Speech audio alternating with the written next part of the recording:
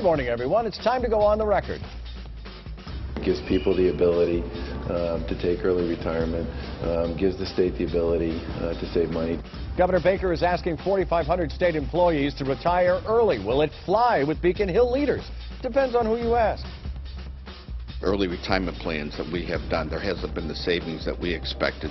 House Speaker Robert DeLeo is here this morning. Much to discuss about how to dig state government out of deficit hole and build up the T. The search is over for Boston's biggest challenge. Our West Coast educator is selected to run the public schools.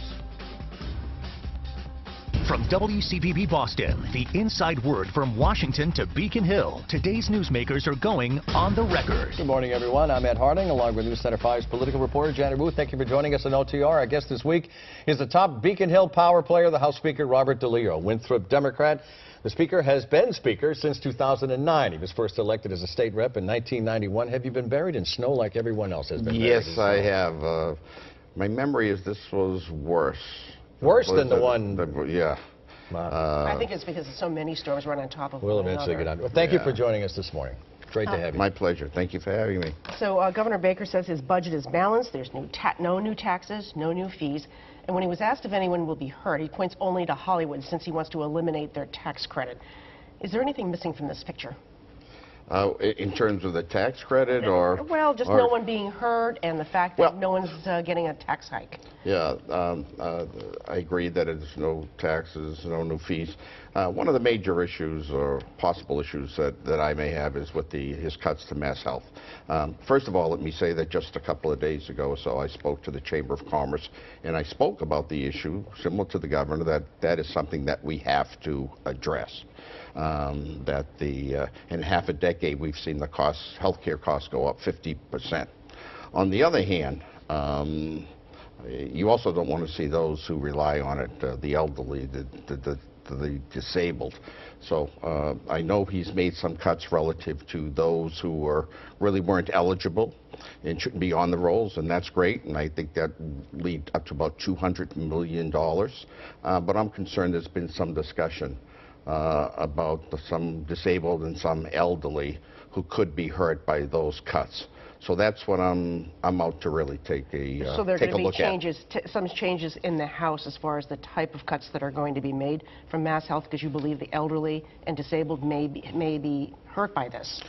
Yes, I mean, one of the things that I've been proud of, as a matter of fact, the governor made it a point when he filed his sub-budget at the time, was he was looking for unilateral authority to make cuts relative to Mass Health, which we, in the House rejected, as a matter of fact. Obviously, we've been folks who have been committed to whether it's the elderly, disabled, and those who need it most. So again, I don't know what the cuts were, but there may be some cuts to benefits that we may have to take up. I just want to ask you very briefly, some state workers say the fact that their insurance, health plans, he's proposing hiking their share of it. They'll claim that this is a tax on them. What do you think? Is that a tax on state workers or not? Well, it's a further loss of revenue, however you want to, look at it. But the issue is, and now the governor gave me a call yesterday and said to me, "It's in your court now, pal," and that's all right. And when you have those type of cuts that have to be made, difficult decisions are going to have to be made. I'm not saying that's going to be the one, but I will say that it's going to be one that will have to be looked at. When you have to make cuts, it's never easy in terms of where those cuts and how it's going to affect people. You've also questioned this week the real savings that the governor's plan will have to offer early retirement incentives to state workers. Is this more show than real dollars, do you think? What's your interpretation? The governor is going to be filing legislation, or he might have even filed it yesterday, or filed it along with his budget, I should say. And that's what I'm waiting for. What you don't want to get at is a situation where you have an early retirement plan that may allow people to retire. On the other hand, then you go on the other end and just backfill all of those positions. What I want to see is if you're going to have an early retirement plan, it's got to be an early retirement plan that's going to make money. We're going to save money relative to, obviously the folks working, their insurance, pensions, and so forth. So that's why I made a statement that The proof will be in the pudding in terms of the devil be in the details as to what is actually going to happen in terms of whether it's a plan that's going to be that will have savings or it's not. What about layoffs, though? What do you think? What if someone brought up the dreaded L word, you know? I believe that with this plan, it's too early to say right now. I think it's the governor's idea, and I think it's a good idea that this could possibly do away with the need for any layoffs. There'll be so many folks who will take advantage of it. Now, you have to realize one other thing, which a lot of people haven't realized, is that this just applies to the executive branch. Okay? Right. And already, I will tell you, I'm getting calls from people who work in the courts. Yesterday, I got calls from teachers and whatnot. So there's going to be a whole lot of pressure, shall we say, on reps and senators to say, hey, you know, we like a similar plan.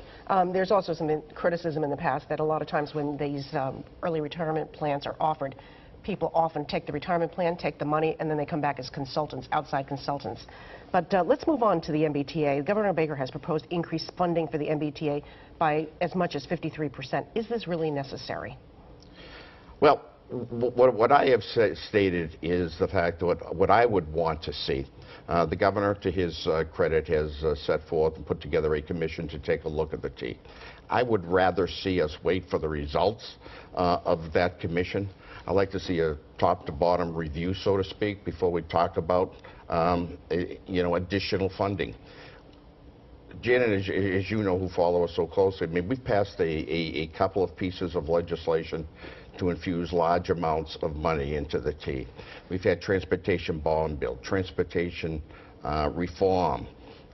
In addition to that, we've changed some of their laws to save them money relative to health care insurance. We changed their pension system so that it would save money. So I think we're at the stage where I'd like to see a little bit of, let's take a look to see how it's being run before we talk about additional funds. May funds at the end of the game be needed? Sure. But what I'm saying is, for instance, let's take a look at some of these past problems. Okay, first of all, you had a situation where we have frozen switches. Don't you think you need a little bit of a planning to say, we live in Boston, we live in the Northeast? You're going to have frozen possibly switches. That maybe something's going to happen. I'm concerned about communication with the passengers. I'm concerned about the fact I want to see the T not only have a plan in terms of what we have right now, but let's have a plan for the next 3 months. Let's have a plan for the next five years. So, at the end of the day, it may require more money. Yeah, but right. So can you increase a budget by that much and not find new revenue? No. Right. We're going to have an issue in terms of, I think, that will become an issue once the House takes a look at the budget. All right, you ready for the OTR pop quiz? I have decided. Let me just tell you what I've decided. What? You are the speaker, by the way, so what have you decided? Okay.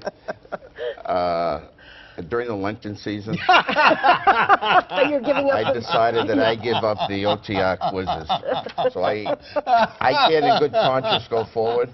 It's a religious thing. You want a religious exemption? Is that what you're asking for? No? No, Ed? Well, there's a higher authority than me that can judge yes or no. This is a religious But here free we zone go. here, okay? I've tried everything else. That was very good. That's the best one I've heard. Religious free zone here. Question 1. Upset with the GOP leadership invite, 3 members of the Massachusetts congressional delegation boycotted Israeli Prime Minister Benjamin Netanyahu's speech before Congress. Those 3 Massachusetts delegation members are? Ooh, I thought there was more than 3, actually. There's 3 of them. Keating? No. Oh, okay. Then I'll keep Lynch. No. No wonder you're looking for an exemption. Are you ready? Yeah, go ahead. I don't. Senator Warren, Jim McGovern, Catherine Clark. Question 2. How much money does the Baker administration say will be saved if at least 4,500 state workers take early retirement? $800 million, is it? $178 million. Now you know why the speaker has given up the OTR pop quiz for Lent. Okay, let's go. We still have 3 more questions. We'll be right back.